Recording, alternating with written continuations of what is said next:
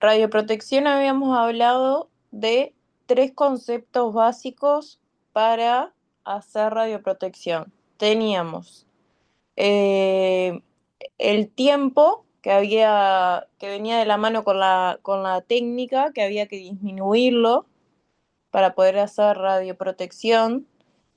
¿Qué tiempo era? El tiempo que nosotros íbamos a estar irradiando al paciente, ¿tá? Ese era el tiempo. Después teníamos la distancia, que para hacer radioprotección, teníamos que alejarnos. ¿Distancia de dónde a dónde? De el tubo de rayos X, que es la fuente de rayos X, y de nosotros si es que nos queremos cuidar a nosotros o el paciente o quien sea que quieramos cuidar. Pero siempre alejarnos de la fuente de rayos que es el tubo y ¿cómo iba a disminuir la dosis que recibamos? Bueno, con el cuadrado de la distancia. A medida que nos alejábamos, con el cuadrado de la distancia disminuía la dosis recibida. Y tercero, teníamos el blindaje. ¿Qué es el blindaje? Es algo de un material que pongamos entre la fuente de rayos X y nosotros o lo que quieramos proteger. No puede ser cualquier material, tiene que ser algo específico, un material específico que puede ser plomo, cemento muy concentrado, algún otro metal muy duro. Por lo general es plomo por, por la cantidad que hay en el ambiente, porque es abundante y por lo que sale económicamente. Pero hoy lo que vamos a ver en esta clase es el diseño de los blindajes, ¿tá? Más que nada el diseño de lo que es el blindaje fijo. Esos eran los tres, como las 3 cosas más importantes que podíamos hacer en cuanto a radioprotección, ¿tá? Entonces, a la hora del diseño del blindaje, o sea, el diseño de las paredes o lo que sea de las habitaciones que van a haber en un hospital, es importante pensarlo y planearlo. Ahora vamos a ver por qué. Primero que nada, se va a clasificar en zonas o áreas, ¿tá? Se va a hacer un plano de dónde están las salas de rayos, qué es lo que tiene pegado estas salas de rayos, porque no importa solo dónde está la sala, sino qué es lo que va a haber contiguo a esa sala. Y bueno, dónde van a estar también los generadores para el tubo. Entonces se va a hacer todo un planito allí, el tomógrafo, la sala de rayos, después puede ser un telecomandado, puede ser el blog también. Bueno, primero que nada tenemos el área controlada, que va a ser el área donde eh, va a haber una probabilidad de que las personas que estén ahí en esa área controlada puedan llegar a recibir dosis mayores a 6 milisievert. Entonces, ahí adentro de esa área controlada, como es posible recibir dosis mayores a 6 milisievert, esta área va a hacer protocolos. ¿Qué protocolos o procedimientos de trabajo son pasos a seguir o dependiendo del enfoque o el estudio que vayamos a hacer, se va a hacer instrucciones o un procedimiento, ¿está? Para que no sea un viva la pepa ahí adentro, porque es un área donde seguramente se vayan a irradiar más de 6 milisieverts. ¿Qué pasa dentro de las zonas controladas? Que pueden haber pueden existir también distintas zonas controladas, ¿está? ¿De qué depende de las distintas zonas controladas? Bueno, del riesgo. Tenemos el área de permanencia limitada, que es donde se puede recibir una dosis mayor en una jornada laboral de 8 horas por día común y corrientes, superior, esta dosis que se puede recibir es superior a los límites de dosis de cada persona. Entonces, si la persona es del público, el público tenía 1 milisievert de límite. Entonces, seguramente si trabaja ahí, ya vaya a superar los límites de dosis. Si somos nosotros, nuestro límite de dosis eran 20 milisievert. ¿Se acuerdan de eso? Que eran 20 milisievert al año, pero un año podía ser 50, pero como se promediaban 5 años, el resto de los 4 años tenían que ser dividirse los 50 milisievert restantes. ¿Se acuerdan de eso o más o menos? Más o menos. Después lo vamos a repetir. Nuestro límite de dosis es 20 milisievert al año. ¿Ah? ¿Qué pasa? Que un año puede pasar que nos pasemos de ese límite. Que tengamos, no sé, 50 ese año. Pero como se promedia o se controla cada 5 años el límite de dosis de nosotros, como que corre cada 5 años, en esos 5 años tenemos que tener un máximo de 100, pero un año nos podemos pasar de 20. Entonces, si un año tuvimos 50, el resto de los 4 años, ¿cuánto vamos a tener?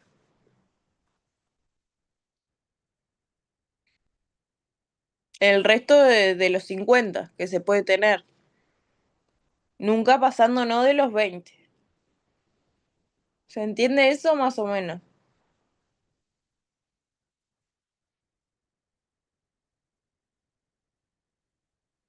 Está. Tenemos entonces, dentro de lo que es el área controlada, vamos a tener allí 3 áreas distintas. Una, que es la de permanencia limitada, que es posible que cada persona, independientemente de lo que haga, pueda llegar a pasar su límite de dosis. Después tenemos el área de permanencia reglamentaria, que la anterior, la de permanencia limitada, esto puede pasar en toda la jornada laboral. A diferencia de el área de permanencia reglamentaria, que puede suceder que cada persona pase su límite de dosis, pero en un periodo muy corto de tiempo. O sea, en solo un procedimiento. Entonces, es peor el área de zona de permanencia reglamentaria que el de permanencia limitada. ¿Está? Y después tenemos el área de acceso prohibido, que si ustedes ven a la derecha, el verde es el zona controlada, o sea que ahí no pasa nada. El zona de permanencia limitada, bueno, es un poquito más grave. El naranja, que es de permanencia reglamentaria, es más grave todavía porque en menos tiempo ya pueden pasar ese límite de dosis. Y después tenemos el de zona de acceso prohibido, que se supone que está el riesgo de superar los límites de dosis en una sola exposición, ¿está?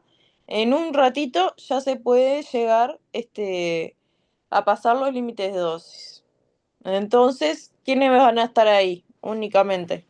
El paciente, ¿verdad? Que es el que no tiene límite de dosis. Bueno, aparte de eso, tenemos el área vigilada. ¿Cuál es el área vigilada? Bueno, es el área donde existe la posibilidad de recibir dosis efectivas superiores a 1 milisievert por año. ¿Quiénes tenían el límite de dosis 1 milisievert? El público. ¿Tá? Entonces, las personas del público que estén ahí Bueno, van a estar al borde de su límite de dosis. Si nosotros nos ponemos a pensar en las áreas que tenemos en las salas en sí, en radiología convencional, el área vigilada sería el puesto de control o la consola donde nosotros ponemos la técnica al equipo, que vamos a tener un vidrio plomado, una mampara o lo que sea, y los vestidores que igual tengan algún tipo de laminado de plomo o algo, también son áreas vigiladas, porque puede ser que y seguramente superen un milisievert cada vez que estén ahí. Área controlada, ¿cuál sería? Bueno, el interior de la sala de rayos. Después, si nos ponemos a pensar en las áreas que son, por ejemplo, el bloque quirúrgico, que es una sala de cirugía, eso sería área controlada. Pero ¿cuándo sería área controlada? Cuando en los procedimientos que se utilicen rayos. Hay procedimientos que no se utilizan rayos, no nos precisan. Bueno, esos procedimientos no pasa nada. ¿Cuándo sí sería área controlada? Cuando se realicen procedimientos con rayos X, o sea, que nos precisen a nosotros, que vayamos con el arco en C, ¿tá? Ahí pasa a ser un área controlada. A ver, diseño de blindaje. ¿Qué vamos a tener en la sala? Bueno, blindajes fijos. Primero que nada vamos a tener dos tipos de barreras. Tenemos la barrera primaria, que se supone que es la pared a donde apunta el tubo. Ustedes ya saben, yo les dije, que el tubo en realidad se bascula para todos lados, o sea, se puede girar para todos lados. Pero, ¿cuál es la pared que se toma como barrera primaria? Es la pared donde está el buki de pared, el soporte de pared. Esa sería la barrera primaria, que es donde incide directamente el haz de rayos, que sería para donde más tiempo apunta el tubo, ¿tá? Sería la pared a donde más tiempo apunta. ¿Se escucha? ¿Me escuchan? Bien. Y después Sí, tenemos barreras secundarias que serían las demás paredes, ¿tá? Que esas barreras secundarias lo que van a hacer es absorber la radiación dispersa y la de fuga. No siempre es así. A veces tenemos que apuntar para esa pared. No sé, viene un paciente en una camilla y no se le puede hacer parado y no se puede pasar a la camilla que tenemos en la sala. Bueno, vamos a apuntar, dependiendo de lo que le hagamos, a otra pared, porque en realidad el paciente va a entrar hasta cierto punto y depende de lo que tenga, vamos a apuntar o no hacia la barrera primaria o hacia la secundaria, ¿tá? Pero esto está como clasificado según lo que se hace más promedio, ¿no? Que el haz primario casi siempre está apuntando hacia el buque de pared, donde está el buque de pared. Bueno, después, para hacer el diseño del blindaje de la sala, hay que ver y considerar varias cosas que ahora vamos a ver. Primero hay que ver de qué material se va a hacer el blindaje y segundo, de qué espesor va a ser el mismo, ¿tá? Entonces, ¿de qué depende todo esto? Va a depender del tipo de equipo de rayos X que esté en la sala, el uso que tenga ese equipo, qué tipo de estudios van a hacer en la sala, cuántos pacientes promedio hacen. No es lo mismo un equipo que hace 10 pacientes al día que uno que hace 100. No es lo mismo un equipo que usa dosis muy, muy altas eh, y a uno que hace solo, no sé, radiografías de niños y usan dosis muy bajas, ¿está? La colocación del mismo donde va a estar colocado. Eh, qué es lo que se va a usar, si se van a utilizar varios tubos adentro de la sala o si va a haber, no sé, un tubo solo. La dirección de las primario promedio, que ya lo dijimos recién, hacia dónde va a estar el buki de pared o el soporte de pared, que es el que más se usa por lo general. ¿Dónde vamos a estar nosotros o nuestra consola? Que es re importante donde vamos a estar, casi siempre estamos en un rincón de la sala, donde es que vamos a estar, y qué hay en las habitaciones vecinas a esa sala de rayos. Es re importante eso también.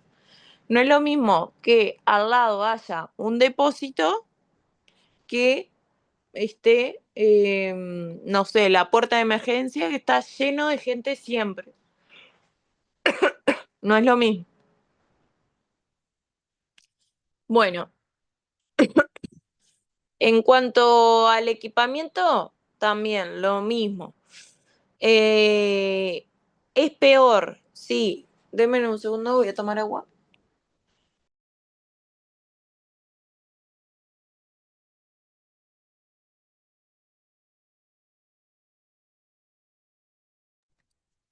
En cuanto al equipamiento, no es lo mismo. Si vamos a hacer radiografías odontológicas, que se usa muy poquita dosis, que si vamos a tener un angiógrafo, que es lo que está abajo a la izquierda. ¿Ah? En el angiógrafo se usa mucha dosis por mucho tiempo. ¿Ah? Y bueno, ahí ya está la primera pregunta. ¿Qué tipo de equipo va a ser usado? El de radiología general puede ser con fluoroscopía, por ejemplo, el del angiógrafo. Si es un equipo dental, no utiliza casi dosis. Si es un mamógrafo, en realidad tampoco utiliza dosis muy altas. O si es un tomógrafo, ahí hay que tener más cuidado. Bueno, ya hablamos. ¿Hacia dónde se dirige el haz de rayo? El número, o sea, la cantidad y qué tipo de procedimientos se van a realizar ahí. A más procedimientos o a procedimientos que se utilicen muchas dosis, hay que tener más cuidado. ¿Y qué energía de kilovoltaje de los rayos vamos a utilizar promedio? Yo no sé si les dije la clase pasada que después cuando aprendan con Andrés a calcular la técnica, van a ver que hay dos parámetros muy importantes, que son el miliamper por segundo, que es la cantidad de rayos X por el tiempo que vamos a irradiar, y después tenemos el kilovoltaje, que es la capacidad de atravesar las estructuras. A mayor kilovoltaje, vamos a poder atravesar más las estructuras con esos rayos X. Entonces, ¿qué pasa cuando los kilovoltajes son más altos? Que pueden atravesar el blindaje. ¿Se entiende eso? Está. Entonces, en los equipos que ustedes utilizan kilovoltajes muy altos, va a haber que tener más cuidado con el blindaje, va a tener que ser de más espesor, porque a más kilovoltaje, más capacidad de atravesar las estructuras, los rayos X.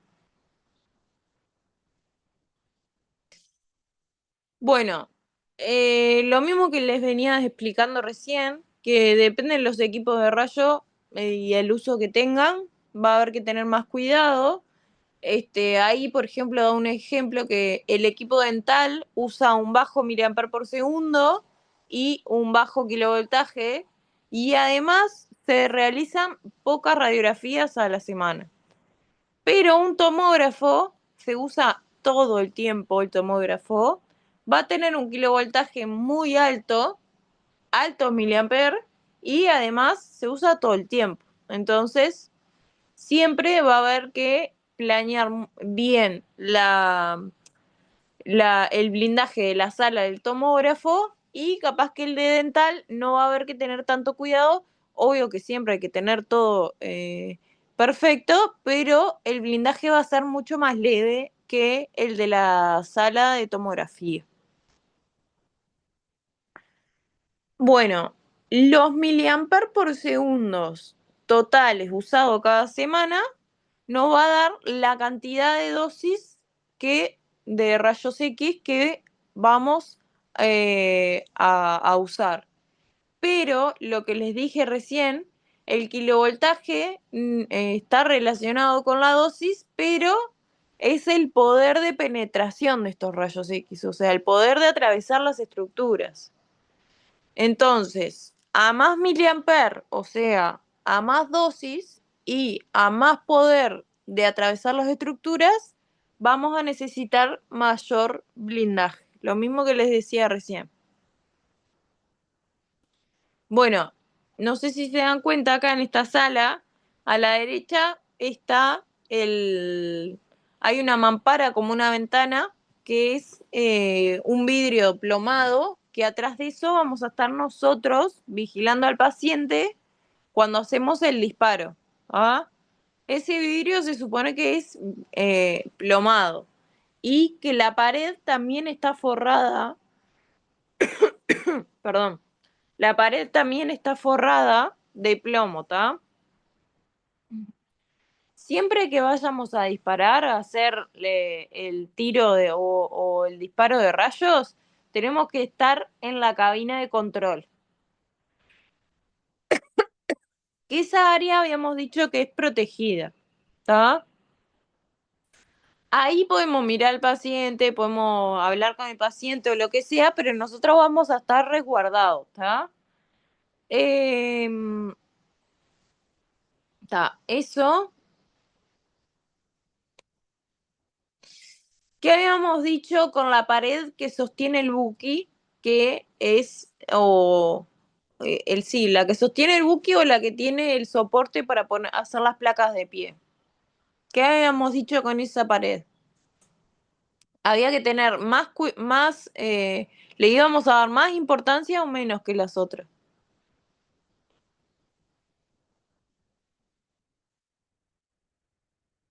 Más. ¿Por qué? Porque se dice que esa pared, que es la del buki de pared, o la que tiene el soporte para hacer las placas con el paciente parado, es la que va a recibir más dosis de toda la sala o la que se va a usar más. Además, por lo general, la placa que se hace más en casi todos los servicios es la radiografía de tórax. Entonces, la radiografía de tórax tiene kilovoltajes muy altos. Siempre, ustedes cuando aprendan la técnica van a ver que el tórax va a pasar los 100 de kilovoltaje siempre. Bueno, entonces, generalmente, como se usan kilovoltajes muy altos, bueno, va a ser una barrera primaria. Entonces hay que tener mucho cuidado con esa barrera y al plomo que se utiliza en la pared hay que hacerlo de un espesor mayor. ¿Qué pasa con los equipos fluoroscópicos? Ahí en la foto arriba tienen un arco en C, que es el que se utiliza en block, y abajo tienen un telecomandado, que es el que se utiliza en los estudios digestivos, urológicos, puede ser una histerosalpingografía, que es el estudio del útero. Casi todos los estudios que se hacen con contraste que el médico necesita ver un video en vivo de la anatomía. El de arriba es mientras está haciendo la operación o la cirugía y el de abajo es solo para diagnóstico, ¿está? ¿Qué pasa con estos equipos fluoroscópicos? Bueno, operan un rango muy alto de kilovoltaje. Entonces, los rayos X que se utilizan van a tener mucha capacidad de atravesar las estructuras. Entonces, bien importante, las barreras van a ser de un espesor muy grande también, ¿está? Depende de cuánto se use, va a ser el espesor que calcule el físico médico, que es el encargado en hacer todos estos cálculos para el blindaje. Depende de la carga de uso de cada equipo, se hará de un espesor o de otro. Bueno. Instalaciones para mamografía. ¿Qué pasa con los mamógrafos hoy en día que después más adelante vamos a estudiarlos bien? Bueno, si bien el mamógrafo de por sí no utiliza dosis muy altas, se utiliza mucho tiempo. ¿Ah? Van a ver que cuando vayan a un lugar a hacer las prácticas, el mamógrafo está todo el tiempo usándose, por lo menos en el horario de la policlínica, todo el tiempo. ¿Por qué? En Uruguay, una de cada 10 mujeres tiene cáncer de mama, ¿tá? Entonces se sigue un protocolo sí, es como un protocolo que todas las mujeres de 40 a 69 años tienen que hacerse una mamografía cada un año. Entonces, el mamógrafo por lo general está en uso todo el tiempo, porque si no, no da abasto, porque hay muchas mujeres con ese rango etario. Entonces usa todo el tiempo y hay siempre coordinación de mamografía. Este, va a tener algunas protecciones plomadas o vidrios blindados, pero como la dosis es tan pequeña la que se usa el mamo, que no hay tanto problema, ¿tá? En el caso de que las puertas sean de madera, depende del espesor de la madera, puede llegar a frenar la dosis, ya que es dosis muy, muy baja. Y ¿qué pasa con la madera? Que es mucho mejor si es yeso, porque el yeso sirve más de blindaje que la madera, ¿tá? O sea que lo peor que hay de blindaje es la madera. Bueno, después tenemos las instalaciones para el tomógrafo. ¿Qué pasa con el tomógrafo? Acá sí es donde más dosis vamos a utilizar, y se va a estar usando todo el tiempo. El tomógrafo se utiliza. Si no es para pacientes de emergencia, va a ser para pacientes de policlínica, ¿está? Este, mm, por lo general, para el paciente, van a ver después más adelante, yo ahora no los voy a marear, que hay algo que se pueden hacer, un procedimiento que pueden hacer ustedes colimando en el tomógrafo, que van a hacerle ya radioprotección al paciente y bueno, ahí ya lo radioprotegen. Nosotros vamos a estar siempre en la zona controlada, que es detrás de la mampara. Nunca vamos a estar adentro del tomógrafo mientras hagamos algún estudio, ¿está? Entonces, esa zona controlada tiene que ser muy grande, el espesor que usen de las paredes y el espesor del vidrio, también plomado, tiene que ser muy, muy, muy grueso, porque las dosis que se utilizan ahí son muy altas. Pero nosotros siempre vamos a estar atrás de esa mampara o de ese blindaje. ¿Qué pasa con las áreas que son vecinas? Bueno, siempre que vayan a armar una sala, estas salas, después, como ya vimos la clase pasada, el plano las tiene que aprobar lo que es el ministerio y además la autoridad reguladora de acá de Uruguay. Nunca se va a poner una sala de rayos sin saber qué hay pegado a esa sala, ¿está? Siempre se va a conocer qué es lo que hay en las salas vecinas, ¿está? Em, por ejemplo, un depósito, como dije hoy, va a necesitar menos blindaje que si hubiera, no sé, la sala de espera para farmacia, que siempre está llena, ¿tá? Siempre obtienen primero un plano de lo que es esa planta del hospital y ahí recién empiezan a diseñar la sala, ¿tá?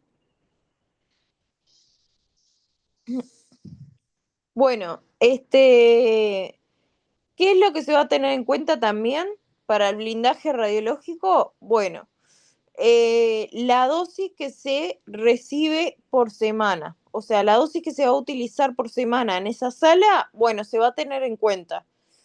Y ¿Qué se va a tener en cuenta también en las áreas vecinas? ¿Qué es lo que va a haber? Y si va a haber público, bueno, tener mucho cuidado porque hay que hacer el blindaje para que no reciban más de 1 milisievert al año. Entonces hay que tener mucho cuidado. Después otra cosa importante es en los lugares donde hay radiología convencional, que están las películas que son vírgenes, que no están irradiadas todavía. Bueno, también hay que tener mucho cuidado, porque si pasa radiación, se velan todas esas películas. No sé si se entiende. Esas películas están vírgenes guardadas ahí en el cuarto oscuro. Pero si el blindaje de las paredes de ese cuarto oscuro no es bueno, no sirve, bueno, todas las películas que hayan ahí adentro se van a velar, ¿tá? Van a quedar mal veladas. Entonces, los cuartos oscuros siempre necesitan consideración especial. Después, bueno, tener en cuenta también cuánto tiempo se va a irradiar adentro de esa sala que está vecina, porque se pueden velar también y la regla que hay para estimar si se pueden llegar a velar o no es que reciban 0,1 miligray. Que después vamos a ver las unidades de la dosis como son, porque yo les hablé de milisievert y de miligray. Miligray es mucho más alto que un sievert, ¿está? Después lo vemos. Bueno, en cuanto al blindaje, tenemos que tener cuidado frente a tres fuentes. Tenemos tres fuentes de radiación. La primera es la radiación primaria, que es el haz de rayos que sale del tubo. Después tenemos la radiación dispersa, que es la que va a generar el paciente. Una vez que el paciente recibe rayos X en el cuerpo, él va a generar radiación dispersa.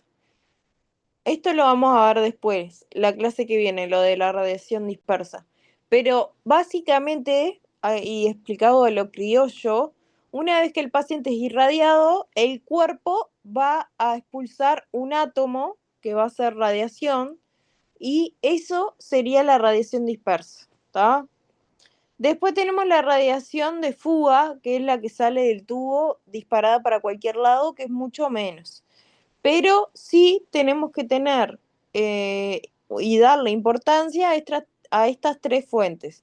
La radiación primaria, que es el haz de rayos X, la radiación dispersa, que es la que sale del paciente, y la radiación de fuga, que es la que sale del tubo de rayos. Bueno, después tener en cuenta el factor de uso, que se llama cuánto tiempo ese haz primario está en una dirección en particular, que por lo general es o el tubo o el buki de pared o el tubo hacia la camilla de rayos, ¿está? Ahí también hay que tener en cuenta eso. Y después, ¿cuánto tiempo va a estar ocupada la sala que está contigua? Eso también es bien importante. Lo anterior hacia dónde apunta, porque de repente, capaz que hay una sala, sí, que está, no sé, hacia la pared izquierda, pero hacia esa dirección nunca va a estar dirigido el tubo, porque contra esa dirección no hay nada, no está ni el soporte de pared ni está la camilla. Entonces, bueno, no va a haber tanto problema. Pero sí, hacia esa sala que va a estar llena de gente porque es una sala de espera de la farmacia, está el buque de pared o el soporte de pared, bueno, ahí hay un problema porque el rayo central va a estar dirigido hacia ahí, ¿está? Otra cosa que tienen que tener en consideración es el factor de ocupación de esa sala. Bueno, capaz que no hay gente nunca, capaz que sí, capaz que está todo el día ocupado porque es una puerta de emergencia, ¿tá? Entonces eso también lo van a tener en cuenta.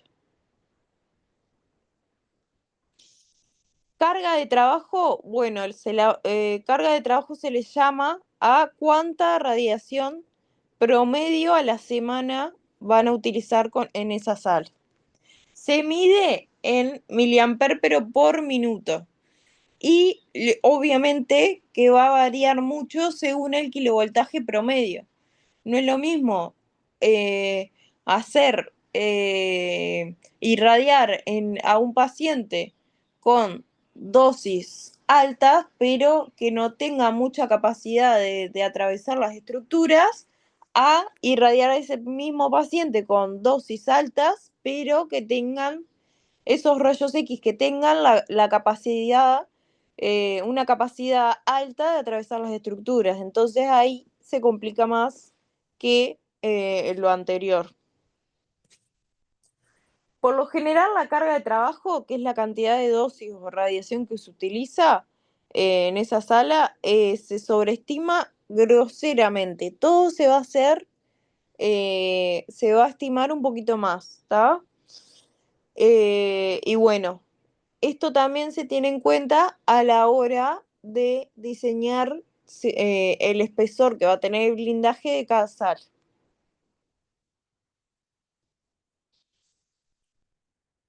Bueno, esto es un cálculo que no me interesa que lo hagan, no quiero que hagan cálculos, pero sí el ejemplo de la carga, por ejemplo, en una radiografía general, común y corriente que hacen en la sala de rayos, va a tener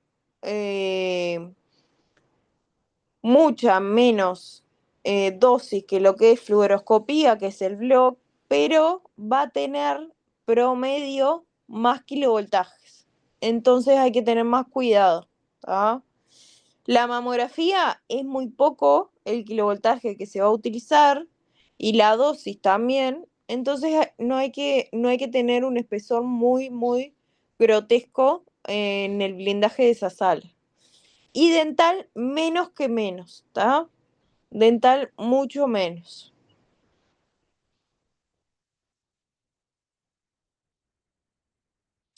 Bueno, habíamos visto que el tubo ya de por sí tiene una carcasa de plomo, que es el blindaje que nos protege de la radiación de fuga que tiene el tubo. Depende de la marca, va a tener de 2 a 3 milímetros de espesor. ¿Se viene entendiendo? ¿Me escuchan? Es medio aburrida esta clase, pero bien, ¿se entiende o más o menos? Bueno, entonces los tubos ya de por sí tienen una radiación de fuga que por eso habíamos hablado en la clase pasada de CPI, que el tubo es como una lamparilla de vidrio que por fuera tiene una carcasa de plomo que va a proteger de que nos salga esta radiación de fuga, ¿está? Eh, Bueno, la fuga también de ese tubo va a depender de cuánta dosis usa. Si usa poca dosis, obviamente que se va a fugar menos radiación a que si usa mucha dosis. Pero bueno, por lo general va a tener un espesor de 2 a 3 milímetros.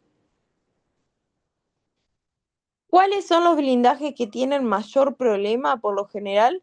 Son los blindajes de la pared que tienen que forrar todas las paredes con lámina de plomo, pero las juntas, o sea, las esquinas, este, siempre se tienen que solapar entre 10 y 15 milímetros. ¿Ah? Y muchas veces no lo hacen. Entonces ahí es donde hay fugas de radiación por lo general en las salas. ¿Tá? Si no se solapan una pared con la otra en las esquinas, bueno, ahí en esos huecos que pueden llegar a ver, pasa la radiación como si nada. Por ejemplo, acá tienen una pared que se está forrando con plomo.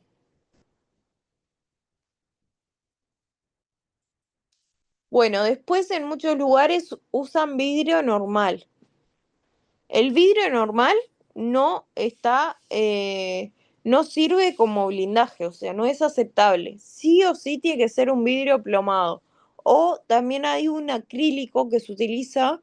El problema con el acrílico es que se raya y va quedando como amarillo. Entonces, después, a la larga, no se ve para el otro lado.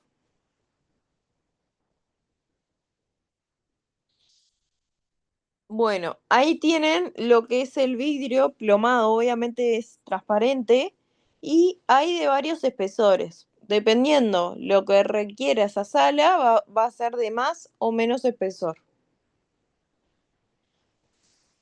Dependiendo del kilovoltaje más que nada, que es la capacidad de los rayos X de atravesar eh, las estructuras. Bueno, y eso es el acrílico plomado, que es como más amarillo, ¿tá?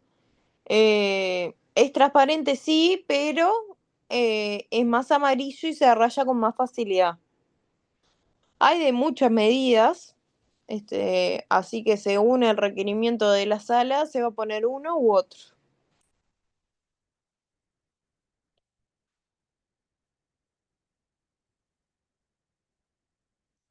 Bueno, de la construcción de la sala en sí, las áreas que tienen mayor problema son las esquinas de las paredes, de las juntas.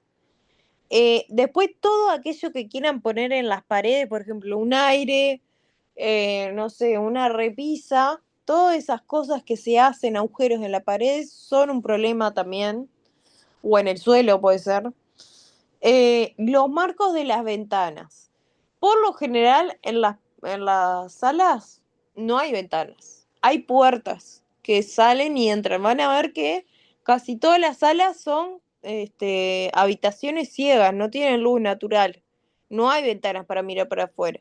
Solo hay puertas y bueno, después está la ventana del operador, digamos, que es la ventana para vigilar al paciente, pero en realidad no hay ventanas hacia afuera. Bueno, re importante eso, los marcos de esas ventanas o puertas que tienen que estar también solapadas como las esquinas de las paredes. Bueno, puertas y marcos. ¿Qué pasa con los agujeros que hacen en la pared? Por ejemplo, si quieren poner un aire o si quieren hacer un agujero para poner un clavo, bueno, ese clavo tiene que ser plomado, ¿está? Este, lo que no importa es si el agujero es muy, muy chiquito, este, si es muy, muy chiquito, ahí no pasa nada. Pero igualmente se le hace del otro lado de la pared, se le pone como un parche de plomo para que no pase la radiación. Si no, lo que se hace se pone como un añadido que es en zigzag, que cuando ustedes ponen el clavo o el tornillo, para el aire, por ejemplo, va a tener todo un recubrimiento de plomo. Bueno, los clavos y los tornillos van a ser de plomo y van a tener recubrimiento entonces. Miren que lo que son las ventanas que son de plomo especialmente hechas para estas salas y además cada ventanita de estas va a estar en el área donde nosotros vamos a estar disparando o en el comando, digamos, va a tener que solaparse el plomo de la pared con la ventana en sí que va a estar ahí, sí o sí. Eh, Esto que yo les digo es todo lo ideal. Puede ser que llegue una inspección del ministerio de una sala, que por lo general las hacen, y hayan agujeros de 5 centímetros sin emplomar. Y bueno, ahí se comerán una multa, clausurarán la sala hasta que no la arreglen. Obviamente que eso no es aceptable. Pero así son las ventanas que se utilizan en el comando del operador. En el piso, el material más usado es el hormigón o el concreto, pero tiene que tener una concentración específica, una densidad específica. Eh, no puede ser muy liviano, ¿está? Así sea en el techo o en el piso, el hormigón tiene que ser de alta densidad, ¿está? Después las puertas y los marcos tienen que ir en zigzag. Cada puerta que haya en la sala tiene que cerrar en zigzag, ¿está? O sea, tiene que tener un, como un cerramiento distinto a lo de cualquier puerta. Bueno, ¿qué pasa con las verificaciones? Se supone que en cada servicio va a haber un físico médico que es el que controla todos los equipos y controla todas las salas y además es el responsable de mandar todos los dosímetros al ministerio. Bueno, la verificación de que la sala está bien creada tiene que ser obligatoria. Por lo general es una inspección a simple vista o puede ser medida con el chasis mismo para ver si pasa o no pasa, o con un dosímetro al otro lado de la barrera para ver si pasa o no la dosis que eh, tiene que pasar o si pasa por demás o si está bien, ¿tá? Después, el espesor de cada cosa, pared o plomo, se puede medir fácil, eso es fácil. Y eh, bueno, en lo que son las ventanas y las puertas, sí, ahí se tiene que medir con un dosímetro para ver que estén correctamente colocadas. Bueno, ¿se entendió o es muy entreverado?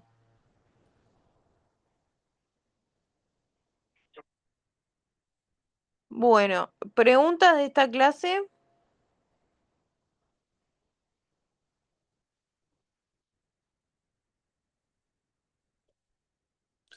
Bueno, nos tomamos 10 minutos y comenzamos con la próxima, ¿les parece? Bárbaro.